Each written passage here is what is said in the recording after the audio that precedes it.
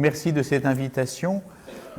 J'en suis heureux parce que, en effet, le fond de ce que je vous dirai ce soir pourrait tenir en cette phrase: il est bon, il est sain, il est même nécessaire que l'autorité prophétique, autrement dit l'autorité religieuse et chrétienne en particulier, cherche à dialoguer et donc à influencer l'autorité politique dont elle se démarque, dont elle se distingue, dans un dialogue qui doit être fécond pour le bien de chacun et le bien de la communauté. Donc, évidemment, vous êtes tous à un titre ou à un autre impliqués dans la recherche du mieux-être politique, et puisque nous sommes en démocratie, vous partagez l'autorité politique, au moins en cas de suffrage universel, au moins dans les cas d'élection de nos élus.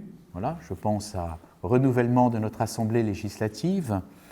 Nous n'avons guère, c'est vrai, la culture démocratique en France. Nous sommes plutôt de culture républicaine, vous le savez, ce n'est point tout à fait la même chose. Mais néanmoins, nous pouvons dire avec sérénité que nous sommes dans une véritable démocratie, à nous, précisément, avec cette double autorité qui vous fait à la fois, si vous êtes chrétien, chrétien, si vous êtes croyant d'une autre religion, croyant, et en même temps citoyen. Donc vous partagez, comme moi d'ailleurs, puisque que je sache, les évêques ont le droit de vote, n'est-ce pas? Même les militaires aujourd'hui l'ont. Eh bien, vous partagez cette double autorité. Alors, on va essayer de voir en quoi et comment cette double autorité, l'autorité politique et l'autorité prophétique, issue de la religion, peuvent tout à fait, au sein d'une terre de laïcité, contribuer au bien de chacun et au bien de tous. Il me semble utile d'abord de partir de choses concrètes, car il est assez probable que vos questions tout à l'heure, mais je ne veux pas les induire par cette remarque, porteront peut-être sur des éléments concrets. Donc je vais partir du concret, et puis ensuite on va s'élever très haut, si vous le voulez bien. Et puis grâce à vos questions, on redescendra jusque dans le concret de vos situations 2018. Le concret, c'est que j'ai eu la chance de vivre la laïcité en France sous 3 régimes. Pardonnez-moi, je ne suis pas un homme exceptionnel, mais cette triple expérience est exceptionnelle à ma connaissance. Je suis le seul, en tout cas catholique, à l'avoir vécu. Premièrement, le régime de la laïcité dite à la française, de la loi de 1905, de la séparation des églises et de l'État. Ça a été mon quotidien quasi jusqu'en 2009. Et donc je vivais comme vous, dans des diocèses entre guillemets normaux, vous allez comprendre ce que je veux dire, et cette laïcité de séparation qui fait que curé, par exemple, en Charente, eh bien, avec des maires néanmoins très bienveillants, je me heurtais à ce fait que séparation des églises et de l'État, et donc je ne pouvais pas bénéficier de subventions, autrement que pour restaurer un patrimoine, et donc non pas au titre cultuel, mais au titre culturel. Voilà. Et là, j'avais bien sûr, sous mes petits joyaux et mes petits trésors d'église romane, en particulier de Charente, d'excellents dialogues. Mais dès qu'il s'agissait, bien entendu, de cultuel, c'était une fin de non-recevoir, non pas par défaut d'amitié, mais en s'appuyant sur la loi. Alors, on arrive toujours, par principe, à utiliser la loi. Voilà, j'étais arrivé, je m'en souviens, à faire payer l'électricité de mes églises par les communes parce que nos cloches étaient électrifiées et qu'elles sonnaient l'heure, ce qui était un service public. Vous voyez, donc, dès qu'on a un peu de jurisprudence et qu'on a un peu de convivialité, on arrive pour le bien de tous, personne s'en plaignait, bien entendu, mais nous nous heurtons à cette loi dont le titre est sinistre, même si le contenu est plus intéressant, loi de séparation des églises et de l'État, qui dit séparation, dit, en l'occurrence, en 1905, divorce, puisque précisément, cette loi de 1905 est à but, comme vous le savez, c'est l'histoire anticléricale, précédée elle-même de quantité d'autres lois anticléricales, en particulier la loi dite de 1901 sur les associations, qui n'y paraît plus sous ce jour, j'en conviens, ou les lois de 1903-1904 qui ont abouti, comme vous le savez, à l'expulsion des congrégations religieuses, à commencer par les congrégations enseignantes. Cette première façon que j'ai eue et que vous avez, je pense, de vivre la laïcité à la française nous permet de vivre sereinement. Je ne crois pas avoir été gêné dans mon ministère, dans ma jeunesse étudiante d'abord, où j'ai retrouvé la foi, ou bien dans mon ministère d'aumônier ou de prêtre ou de religieux dans mon abbaye en Ardèche. Évidemment, cette façon de vivre la laïcité connaît des limites. En particulier, et j'y insiste, cette limite psychologique qu'induit le titre, et je l'ai souvent dit, y compris en public, devant des autorités politiques, qu'induit ce mot de séparation. Si je suis séparé de ma femme, je suis vraiment désolé, mais ça veut dire que nous sommes au mieux dans une indifférence plus ou moins affable, au mieux. Et sinon, nous nous tournons le dos pour n'avoir plus de rapport les uns avec les autres. Et nous avons connu, entre 1905 et 2004, à peu près toutes ces variations entre l'indifférence affable, courtoise, dit même le Conseil d'État, et puis parfois des rapports plus difficiles selon les républiques qui, comme vous le savez, se sont succédées, ou bien les courants politiques qui se sont succédés en France. J'ai eu la chance, en 2009, appelé par le pape Benoît XVI, à devenir évêque aux armées françaises et donc de connaître un deuxième régime en France. Je ne parle pas là de pays étrangers, où effectivement les relations entre l'Église et l'État sont très diverses. Celle donc de l'aumônerie militaire,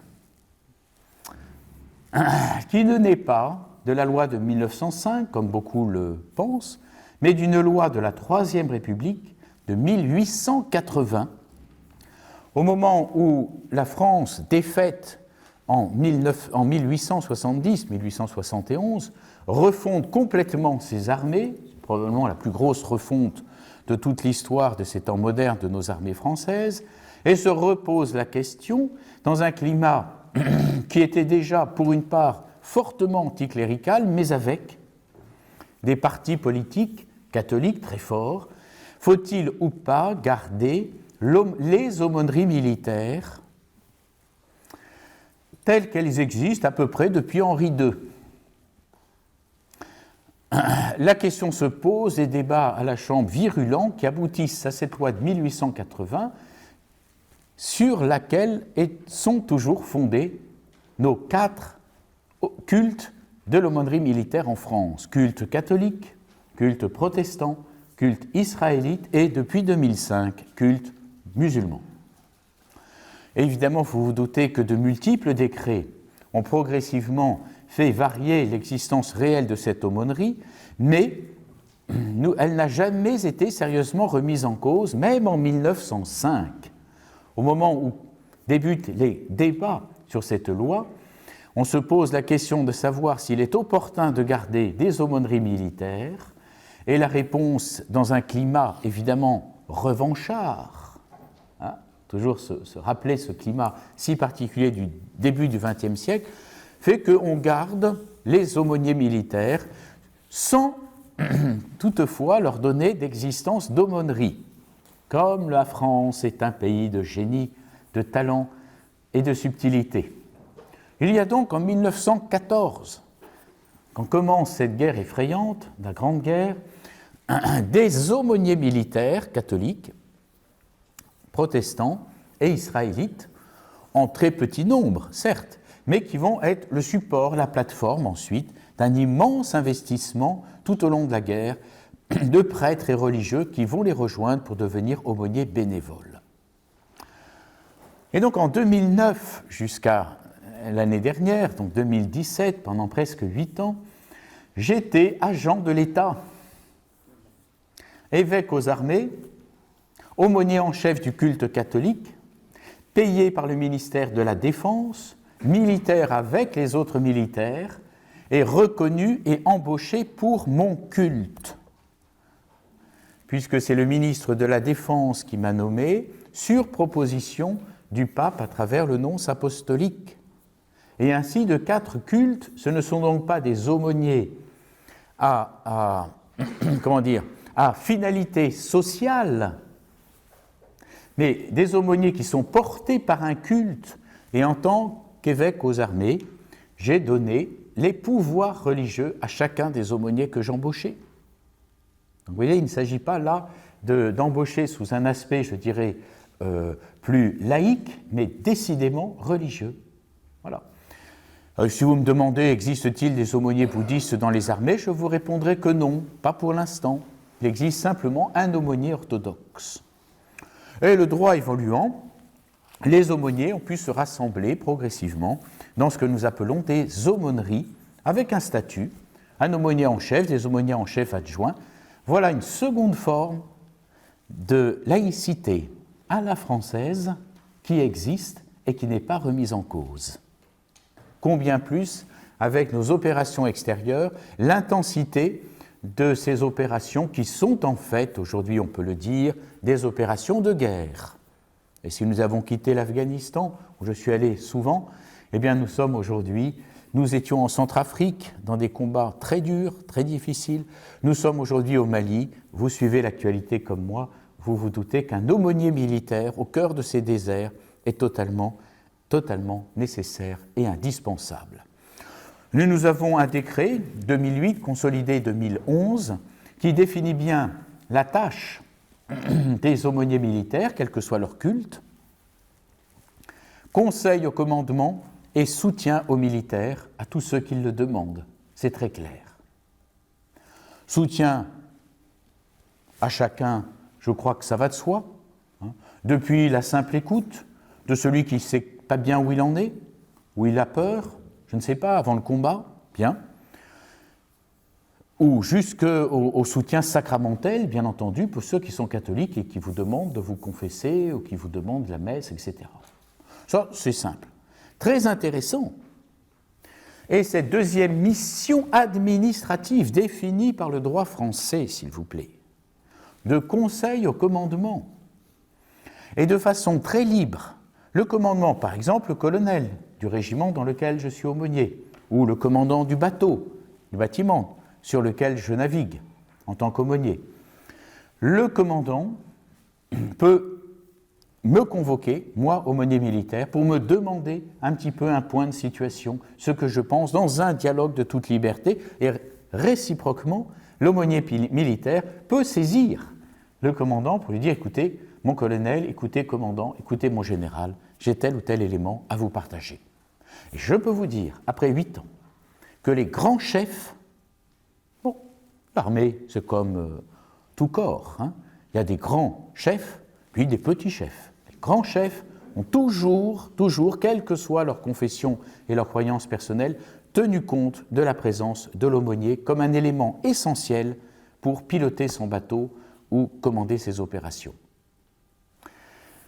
Voilà, on ignore cette deuxième forme de laïcité, qui donc n'a pas grand-chose à voir avec celle de 1905, qui a traversé allègrement ce siècle, et plus encore, et qui fait que pendant des années, j'ai été payé grâce à vos impôts, que vous payez, bien sûr, avec fidélité et précision, en pensant aux aumôniers militaires. Merci, je vous en remercie. Et vous avez une autre raison de payer vos impôts. C'est la troisième forme de la laïcité que je vis aujourd'hui depuis le 2 avril 2017 en tant qu'archevêque de Strasbourg. C'est la laïcité que j'appelle à l'alsacienne, fruit du concordat de Napoléon Ier. Alors, autant vous éclairer tout de suite, un certain nombre d'autorités politiques contestent cette différence de traitement des cultes, de certains cultes reconnus, dans les 3 départements de la Moselle, du Bas-Rhin et du Haut-Rhin, l'archevêque de Strasbourg et l'archevêque de l'ensemble de l'Alsace. C'est l'un des rares qui aujourd'hui fasse l'unité de l'Alsace, des deux départements, du Bas-Rhin et du Haut-Rhin. Et certains prétendent que c'est une entorse grave à la laïcité. Alors, je vais vous dire non, c'est une réalisation de la laïcité. Il n'est pas d'esprit plus laïque que celui de Napoléon Ier. Alors consul. Alors faisons un tout petit peu d'histoire, d'abord parce que ça peut vous intéresser si vous n'êtes pas alsacien, et puis vous serez d'autant plus heureux si vous êtes alsacien qu'on parle de l'Alsace. Il existe dans le monde de nombreux concordats. Certains sont remis en question, d'autres signés, entre le Vatican, Saint-Siège, et tel ou tel État. Bien. Il en existe un depuis 1801, en France, et qui est respecté jusqu'au bout, puisqu'il n'y a plus qu'un seul chef d'État au monde qui nomme encore des évêques catholiques. C'est le président de la République française. Même les autres chefs d'État en Italie, etc., ont renoncé à tout cela. Le président de la République nomme deux évêques, l'archevêque de Strasbourg et l'évêque de Metz. J'ai été nommé par François, sur proposition de François. Non, mais c'est pour vous dire ce que j'ai vécu l'année dernière. Au moment où le nonce apostolique en France, le représentant du pape en France, chargé entre autres de la gestion des évêques et des nominations, me convoque et me parle de Strasbourg en août 2016, au moment où la réponse de Rome revient en disant « Le pape vous a choisi pour être archevêque de Strasbourg », et il a fallu saisir la République française et un premier décret, qu'on appelle un décret secret, signé par le président de la République, M. François Hollande, me nommant, acceptant la démission de mon prédécesseur et me nommant archevêque de Strasbourg. Ce décret secret part à Rome, provoque une bulle pontificale qui n'est pas tout à fait comme les autres bulles pontificales qui disent que le pape nomme. Non, là, le pape donne l'investiture canonique, sans laquelle je ne peux pas prendre le siège de Strasbourg. Cette bulle arrive au Conseil d'État, où elle est examinée en la section de l'intérieur, pour voir si elle est respectueuse du droit français, à commencer par le Concordat dont je vais vous parler, de 1801. Et ils en étaient très fiers, ça leur arrive une fois tous les 10 ans, ou 15 ans. Suite à cela, ils préparent le deuxième décret signé par le président de la République, de nomination publique, qui aboutit à une nomination simultanée au Journal officiel français et à l'Osservatore Romano du Saint-Siège.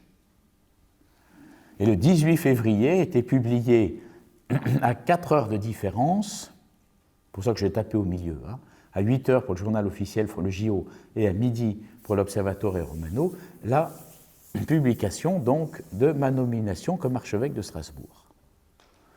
Mais enfin, me direz-vous, comment se fait-il que le chef de l'État français puisse encore nommer des évêques catholiques ? Pour la raison suivante. Le premier consul, Napoléon Bonaparte, avant même d'être empereur, dans son génie politique, on peut critiquer ses actes de guerre, c'est autre chose, je parle de son génie politique, sait qu'il ne pourra pas gouverner la France sans l'Église catholique. Au même moment, Pie VII, le pape, se dit que ce serait prodigieux si la fille aînée de l'Église pouvait renouer un lien coupé, comme vous le savez, par la Révolution française et puis, bien sûr, en 1791.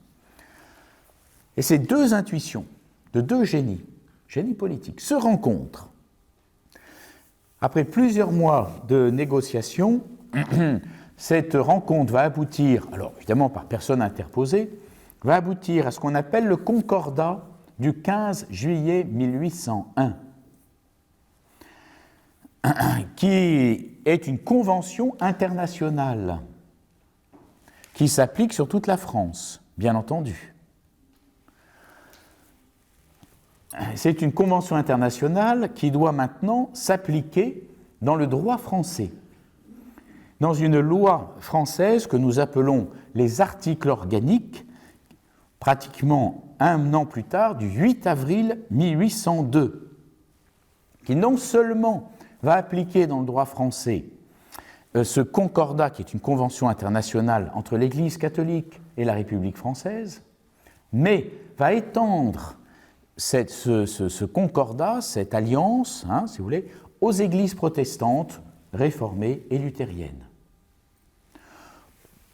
Pour achever ce mouvement d'une laïcité très particulière, fruit du concordat catholique, en 1808, après des consultations, comme vous le savez, des rabbins français pour voir si leur religion est compatible avec la République, il y aura équivalence de traitement, même si ce n'est pas tout à fait exactement la même chose, mais dans la division territoriale, à savoir que le premier consul, et bien entendu les chefs d'État successifs, reconnaissent un certain nombre de cultes, le culte catholique, le culte luthérien, le culte réformé et le culte israélite, et nomment les responsables, bien entendu, de ces cultes. Alors, pour vous intéresser quand même, 1802, ça s'applique à toute la France. 1871, fin de la guerre de 70, comme on disait à l'époque, l'Alsace-Lorraine devient allemand. Jusqu'en 1919, 1918, disons, l'armistice, puis après les traités de paix. On récupère l'Alsace-Lorraine.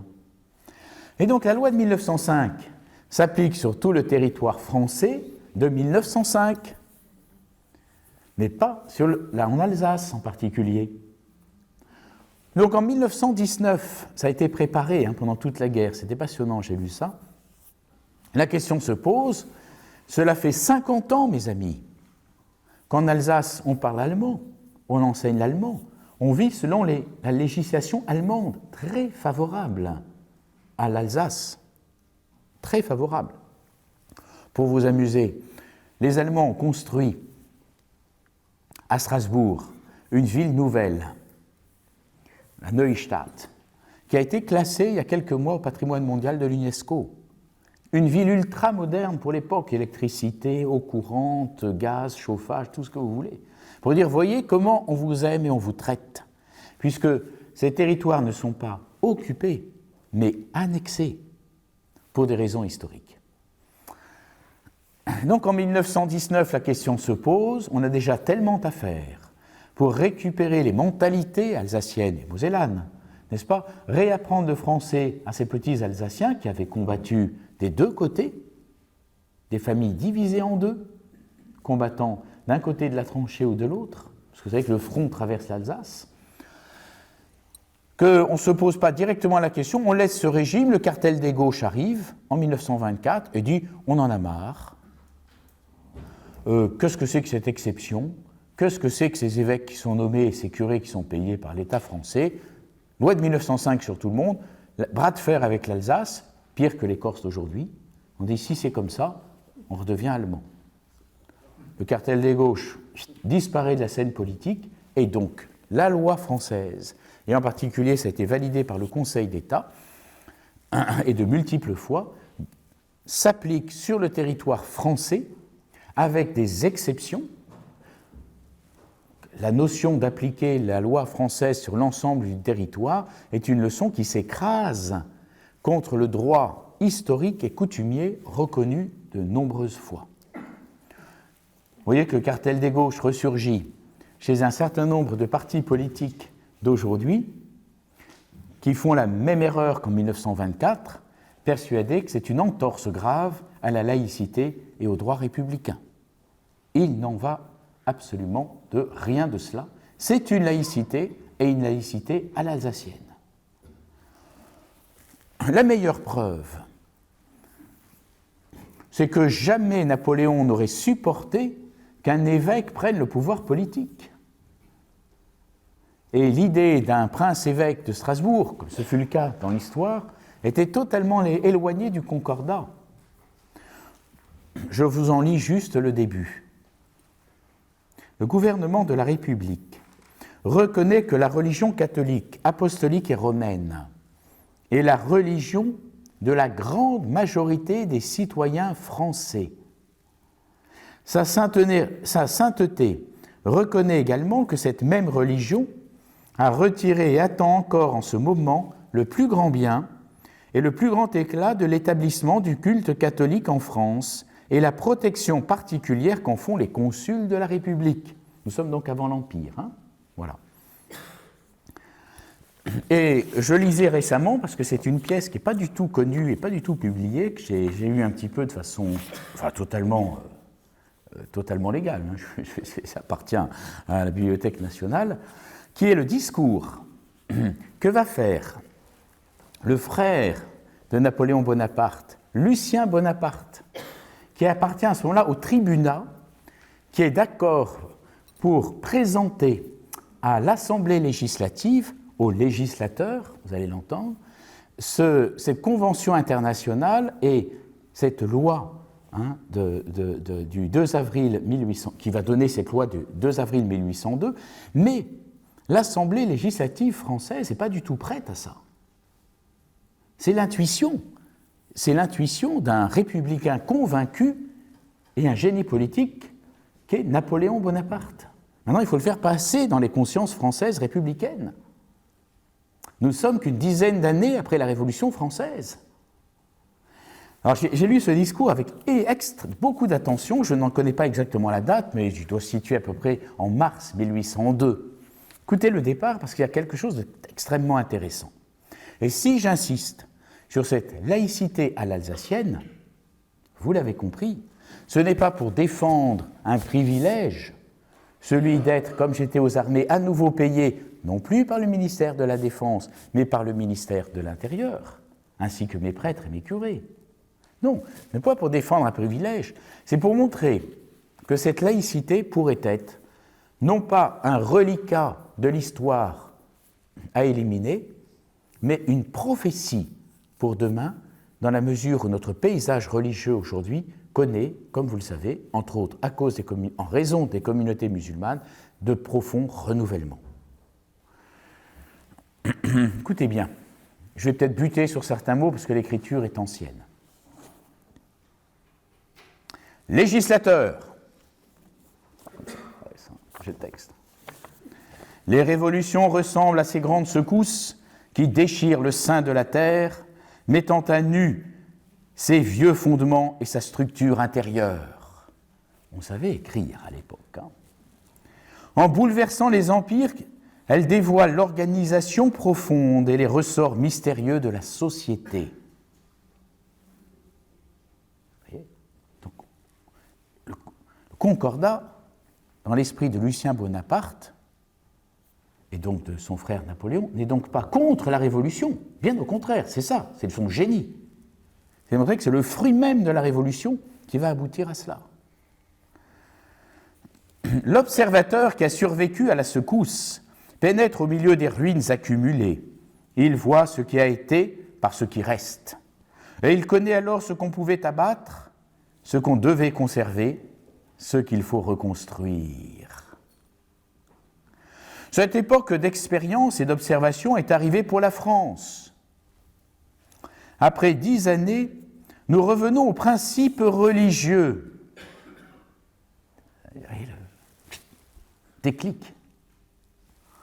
Sans lesquels il n'y a point de stabilité pour les États.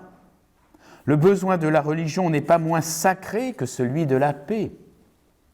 Dans le délire de la discorde et de la guerre, on peut s'aveugler sur ce besoin universel, mais lorsque le moment arrive où le corps politique veut se rasseoir, le législateur est forcé de relever la base éternelle. Ces augustes débris gisent-ils éparses sur la poussière ? Il faut que sa main les rassemble. Il faut que le ciment dévoré se recompose. L'État n'est bien raffermi qu'après l'achèvement de ce grand œuvre. Ces liens sacrés qui unissent le ciel et la terre, fixent plus sûrement nos rapports avec nos semblables. Il s'agit donc de la religion, hein, vous l'avez compris. Ils établissent les principes de la propriété particulière. On ne parlait pas de propriété privée à l'époque, hein, et de la véritable égalité. Ils forment les sociétés, fortifient leur enfance, hâtent leur progrès et protègent leur vieillesse contre la puissance du temps qui entraîne tous les ouvrages des hommes. Alors, il va sur 30 pages développer cette idée que rétablir des liens qu'en temps de guerre, on avait pu peut-être dans l'aveuglement abolir avec la religion, et la religion de la majorité des Français est totalement essentielle à l'aspect sanitaire de la société. Voilà la laïcité à l'alsacienne que je vis toujours aujourd'hui et dont je peux vous dire qu'elle porte sur les 4 cultes reconnus, mais au-delà de ces 4 cultes reconnus qui sont financés par l'État ou par les communes, j'observe qu'il y a dans la société alsacienne une aisance pour parler à la religion ou de la religion. Je reçois en ce moment les députés pour faire leur connaissance, pour évoquer ces révisions de lois, de bioéthique, etc. Je connais bien les maires, à chaque visite pastorale, je les rencontre. On sent des gens qui sont habitués à ce dialogue entre le politique et le prophétique, et qui n'auront aucune peine, dans ce climat alsacien, à subventionner, puisque la loi de 1905 ne s'y applique pas, d'autres cultes que les cultes reconnus. Cette aisance, je la souhaite pour toute la France. Voilà 3 expériences de laïcité. Mais enfin, mes amis, qu'est-ce que la laïcité ? Évidemment, si je la prends selon 1905, ce n'est qu'une façon, on l'a cité tout à l'heure, pour l'État, pour la République, mais essentiellement pour l'ossature de la République qu'est l'État, de surveiller, de plafonner les religions. Si on m'objecte que ma vision est négative, je vous renvoie à ce discours par ailleurs tout à fait sain et il paraît même correct sur le fond, de notre chef de l'État actuel devant les préfets au début septembre 2017, où il emploie cette expression qui n'est pas la mienne, d'une laïcité plafond, l'imitation de Jésus-Christ, sans L'. On ne peut pas dire, comme il l'a fait aux autorités religieuses dans ses vœux, oui, épanouissez-vous, je ne vous donnerai pas de limite, d'accord, et en particulier à l'égard de l'islam, que veut dire un radicalisme ? Je suis pour le radicalisme évangélique. Je suis religieux. La vie religieuse, la vie consacrée se définit par un radicalisme évangélique. Vivre à fond les vertus que vous pouvez tous vivre, données par notre Seigneur Jésus-Christ dans les évangiles. Pauvreté, chasteté, obéissance. Bon, non, moi je parlerai d'une laïcité plancher, sol, terre, qui permet à chaque religion de grandir à raison de sa vitalité. Alors, je voudrais donner une autre définition de la laïcité. Et à partir de là, vous donner une vision théologique de la laïcité. La laïcité, c'est le rapport entre la vitalité ou l'autorité politique, je préfère ce mot, vous allez le comprendre, au mot pouvoir, et la vitalité et l'autorité religieuse.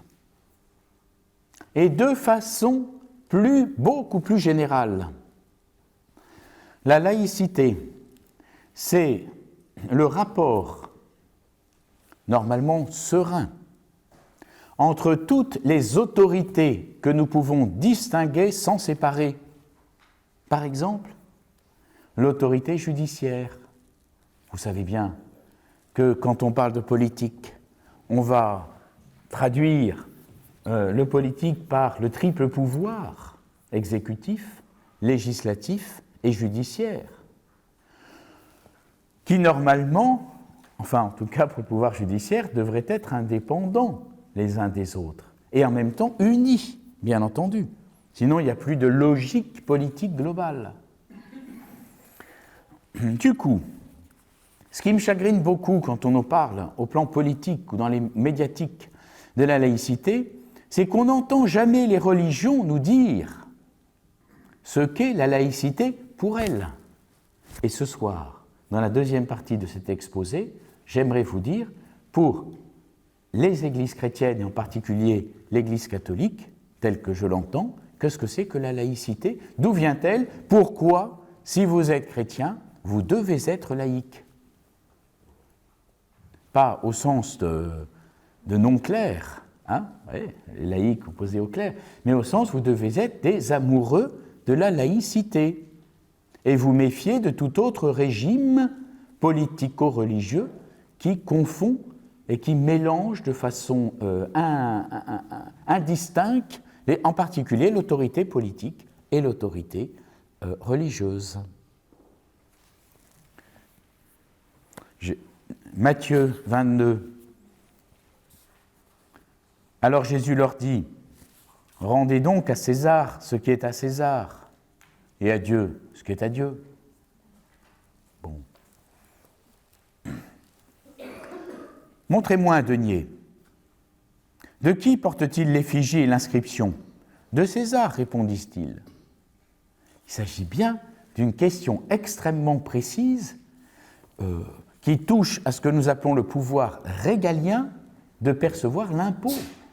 Donc on est bien dans une question strictement politique qui est posée à Jésus. Devons-nous payer l'impôt?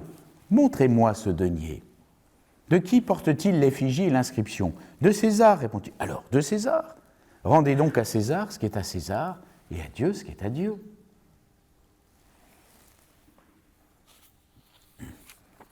Romains, chapitre 13, le texte majeur qui inspire ma présentation. Saint Paul aux Romains, chapitre 13, versets 1 à 8. Que chacun soit soumis aux autorités supérieures, car il n'y a d'autorité qu'en dépendance de Dieu. Et celles qui existent sont établies sous la dépendance de Dieu. Si bien qu'en se dressant contre l'autorité, on est contre l'ordre des choses établies par Dieu. Très intéressant. Et en prenant cette position, on attire sur soi le jugement de Dieu. En effet, ceux qui dirigent ne sont pas à craindre quand on agit bien, mais quand on agit mal. Si tu ne veux pas avoir à craindre l'autorité, fais ce qui est bien, tu recevras d'elle des éloges, car elle est au service de Dieu pour t'inciter au bien. Mais si tu fais le mal, alors vis dans la crainte. En effet, ce n'est pas pour rien que l'autorité détient le glaive. Vous voyez, il s'agit bien de l'autorité politique, romaine en l'occurrence. C'est elle qui avait le ius gladi, le droit de glaive, droit de vie et de mort. C'est très clairement un discours politique que tient saint Paul, d'obéissance politique. Car elle est au service de Dieu. En faisant justice, elle montre la colère de Dieu envers celui qui fait le mal. Il éclaire le rôle judiciaire à l'intérieur de l'autorité politique, qui manifeste en fait la colère de Dieu envers celui qui fait mal. Bon, évidemment, quand vous vous faites prendre, ça m'est arrivé bien entendu, à 57 km/h au lieu de 50, et que vous devez payer, vous dites non, c'est pas vrai, ça vient pas de Dieu, etc. C'est très agaçant, vous voyez ce que je veux dire? Non, c'est que vous n'avez pas passé votre permis de conduire, c'est très bien, et vous êtes prudent. Et saint Paul qui continue, c'est donc une nécessité d'être soumis, non seulement pour éviter la colère, mais encore pour obéir à la conscience. C'est pour cette raison aussi que vous payez des impôts. Ceux qui les perçoivent sont les ministres de Dieu. Quand ils s'appliquent à cette tâche, avez-vous regardé votre trésorier payeur général sous cet aspect ministre de Dieu? Vous allez m'objecter que saint Paul abuse. Les ministres de Dieu, voilà, l'évêque catholique, le prêtre, ça ce sont les ministres de Dieu. Est-ce que vous sentez la pertinence absolue de ce texte qui est peut-être encore plus clair et plus fondateur de la théologie de la laïcité que le texte encore même de « Rendez à César ce qui est à César et à Dieu ce qui est à Dieu ». Rendez à chacun ce qu'il y est dû, à celui-ci l'impôt, à un autre la taxe, à celui-ci le respect, à un autre l'honneur. N'ayez de dette envers personne, sauf celle de l'amour mutuel, car celui qui aime les autres a pleinement accompli la loi. Voilà un texte splendide, qui nous éclaire sur quelque chose de grandiose, et que j'affirme de la façon suivante. Pour parler d'une théologie de la laïcité, ou quels sont les fondements dans notre foi chrétienne de la laïcité, j'affirme ceci: soyons pour une théocratie stricte.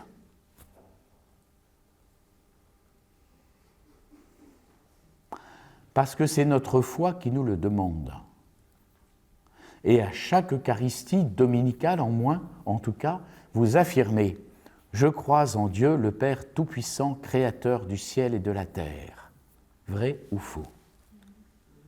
Si vous n'y croyez pas, je suis d'accord. Mais là, je parle au nom de la foi. Je parle d'une théologie de la laïcité. Une théologie qui nous dit que Dieu est créateur, qu'il est source de tout et qu'il règne de partout. Et nous terminons l'année liturgique par une fête magnifique, le Christ, roi de l'univers, pas roi des catholiques, sur qui il règne plus ou moins, selon notre degré de foi ou d'espérance et de charité. Non, roi de l'univers. Qu'est-ce que c'est que ce règne? Les créatures, donc, sont créées, ce qui signifie qu'elles dépendent de Dieu totalement et qu'en même temps, elles sont dans une autonomie formidable. C'est le Concile Vatican II qui va le rappeler. Il existe une sorte d'alliance entre Dieu et sa création, une sorte de lien respectueux de Dieu, qui n'est pas une idole, et des créatures qui ne sont pas des émanations divines. Et voilà pourquoi je vous ai dit qu'il faut être pour une théocratie stricte, si nous sommes chrétiens. Théocratie dit que tout pouvoir vient de Dieu, au sens littéral du terme. Je sais, j'ai été volontairement provoquant, que souvent par théocratie, nous entendons en fait une hiérocratie, un gouvernement par les prêtres, le clergé. Quand je dis clergé, évidemment, vous pensez au catholicisme, mais pensez à toutes les religions qui auront des sorciers, des chamans, voilà, vous voyez ce que je veux dire, qui ont une autorité religieuse particulière qu'ils utiliseraient pour avoir une autorité politique plus générale sur l'ensemble de la cité, ou des peuples, ou des tribus. La réalité, c'est que je suis contre, précisément au nom de la laïcité, pour une hiérocratie, d'accord? Mais je suis, évidemment, c'est le fondement même de ma théologie de la laïcité, pour une théocratie. Dieu est en effet celui de qui, Paul nous l'a dit, vient toute autorité au pluriel, et c'est lui qui donne le sens même de cette autorité. Alors, quand je dis « Je crois en Dieu Tout-Puissant, Créateur du ciel et de la terre », on sait, n'est-ce pas, combien cette phrase ne nous gêne pas dans le credo, mais qu'elle nous dérange, en tout cas pour une partie des clercs, quand il s'agit de bénir ou de pardonner. Alors, on a régulièrement des prêtres ou des évêques qui ne peuvent pas dire que Dieu Tout-Puissant vous bénisse et qui vont dire que Dieu Tout-Amour vous bénisse, comme si l'amour n'était pas une puissance formidable. Et ma question de ce soir n'est pas de savoir si la puissance de Dieu est une puissance d'amour, je le sais, puisqu'il nous a créés par amour et pour l'amour. Et il n'est que de voir combien l'amour donne une autorité sur l'autre que l'on aime et qui vous aime, pour savoir qu'en effet, l'amour est peut-être, et même certainement, la puissance la plus formidable qui soit. Ça, j'en conviens. Mais néanmoins, ne reculons pas sur ce fait que Dieu est tout-puissant. Donc vous voyez que je pose ma théologie de la laïcité sur ce dogme fondateur de Dieu créateur. À partir de là, c'est la notion même de création qui est engagée avec un Dieu qui veut des êtres qui ne sont pas tous libres, mais dont certains vont participer de sa liberté formidable. Je pense aux anges, je pense aux hommes, à toutes les réalités spirituelles, et que cette création est cette sorte de distance qu'il y a entre le créateur et le créé. Si un jour vous voulez approfondir cela, vous prenez votre catéchisme de l'Église catholique et vous commencez par là, par le commencement. Alors que va-t-il se passer ? Cette espèce d'autorité créatrice de Dieu va se diffracter dans l'ensemble de la création, comme la lumière se diffracte par le prisme, l'arc-en-ciel, si vous voulez.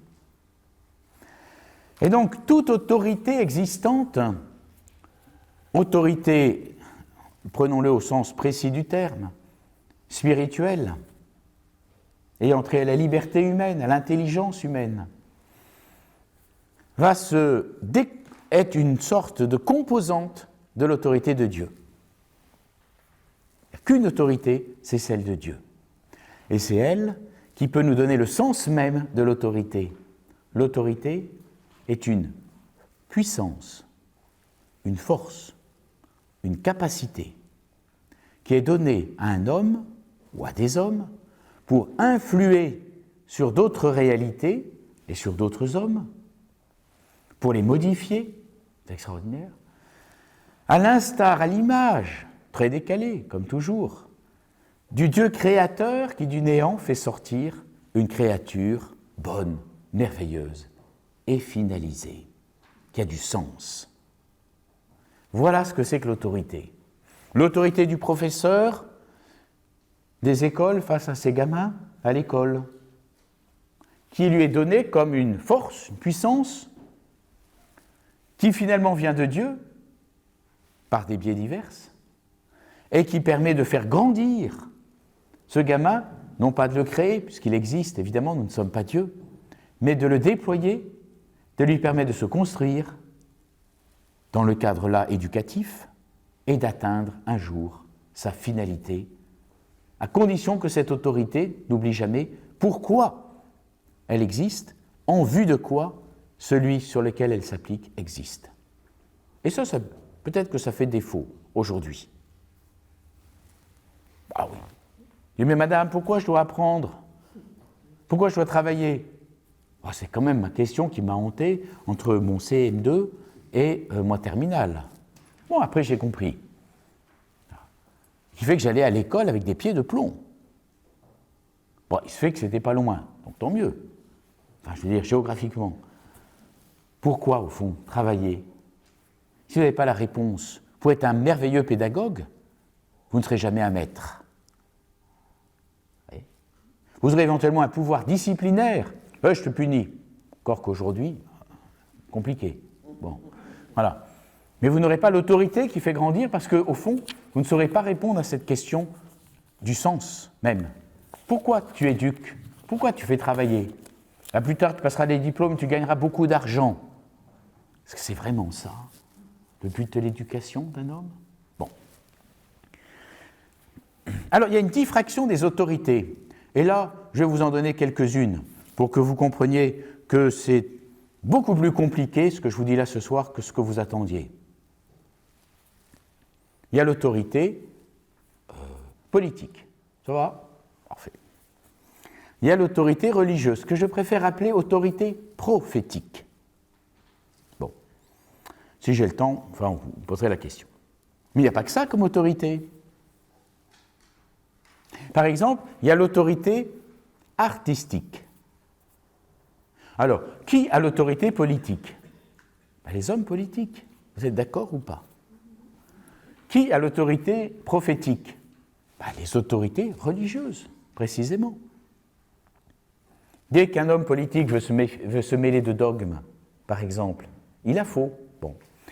Qui a l'autorité scientifique? Avec votre bon sens, vous allez répondre, les scientifiques. Et vous avez raison. Et ce n'est donc pas au pouvoir politique stalinien, par exemple, de dire quels sont les théorèmes et à quoi doivent aboutir les preuves scientifiques. Vous êtes d'accord? Et alors pourquoi n'avez-vous pas réagi quand on a voté des lois sur des génocides? Est-ce à des hommes politiques de dire quelle est la vérité historique? Ou est-ce aux historiens de dire ça, c'est un génocide et ça ne l'est pas? Eh bien pourtant, vous l'avez accepté. Voilà. Vous voyez que ce n'est pas si simple. Je suis là pour faire réfléchir sur le jeu politique. Il y a une autorité politique donnée aux hommes politiques. Parfois, c'est par la voix du souverain, et donc ça échoit par le sang. D'autres fois, c'est par des jeux démocratiques. Voilà. Toute autorité vient de Dieu, et toute autorité se distingue de l'autre.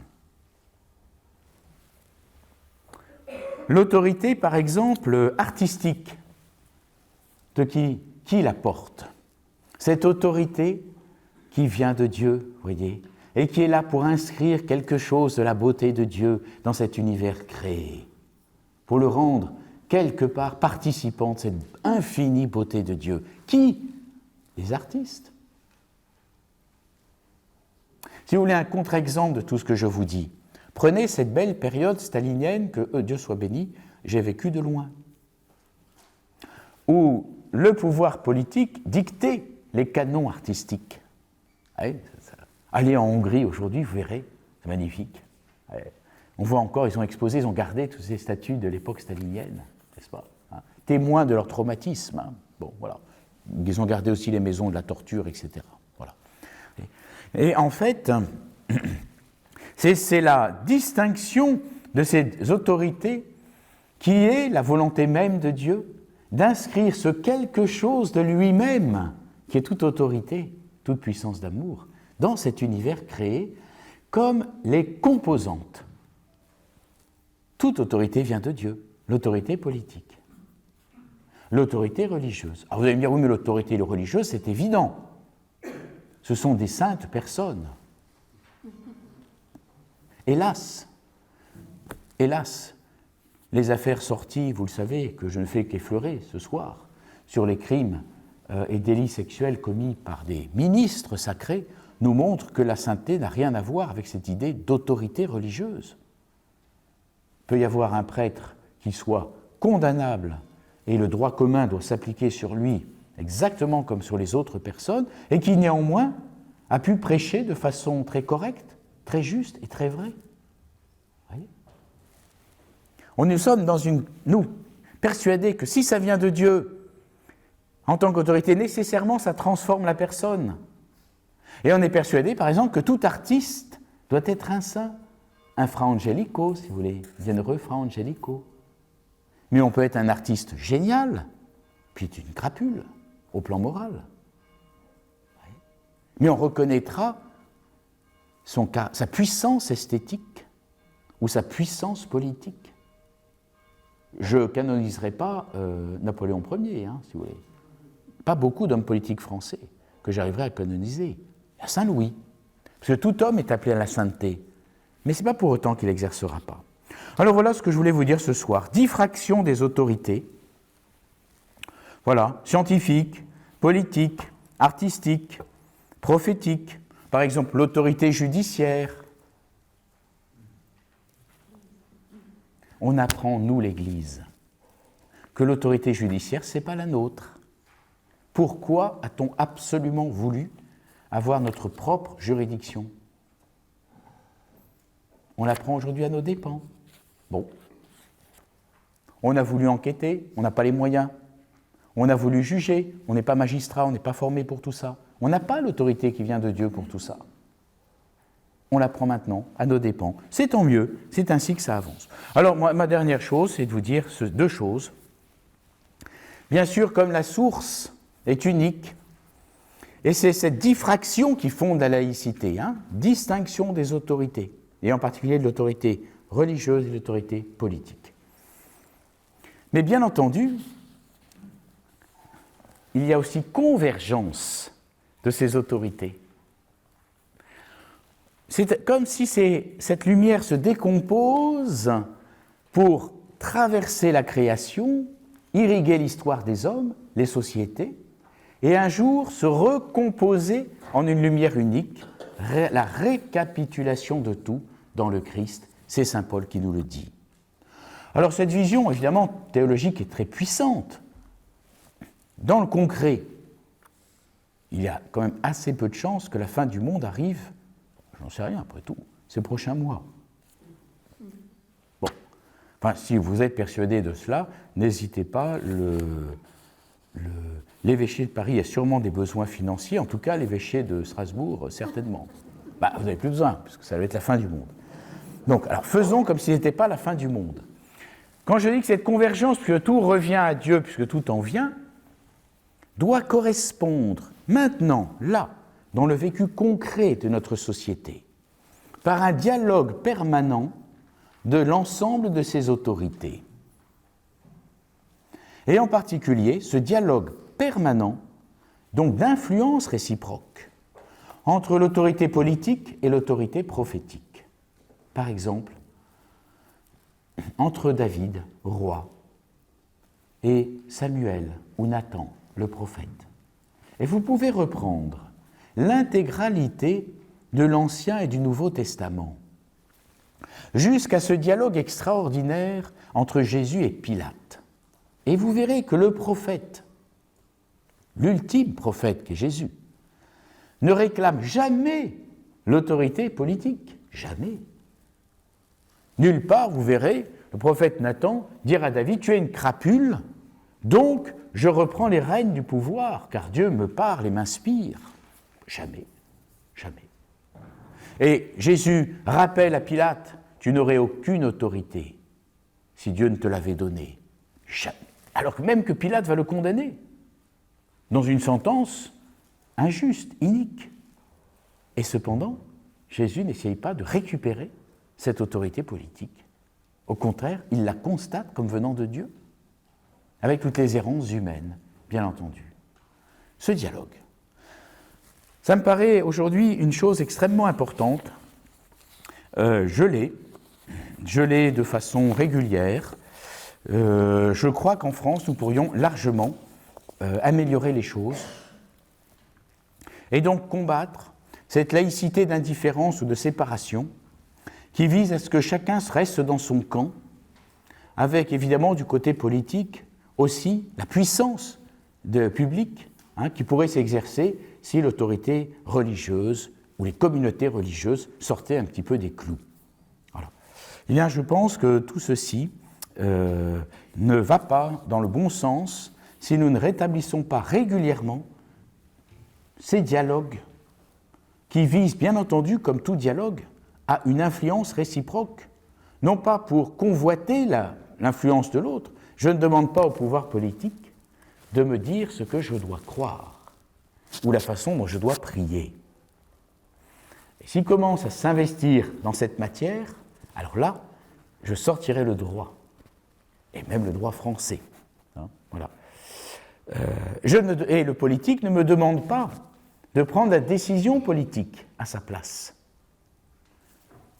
Mais nous venons tous de Dieu, et je pense que cette convergence ces autorités doit faire, par exemple, que lorsque des questions éthiques se posent et que le politique se pense en demeure de faire des lois touchant des domaines qui relèvent de la morale, je pense à ces lois de bioéthique, alors à ce moment-là, plus que jamais, le rôle du politique ne sera sain et saïen que s'il se conjugue avec un dialogue véritable de toutes les influences, des influences qui ne sont pas tordues, je pense aux influences scientifiques.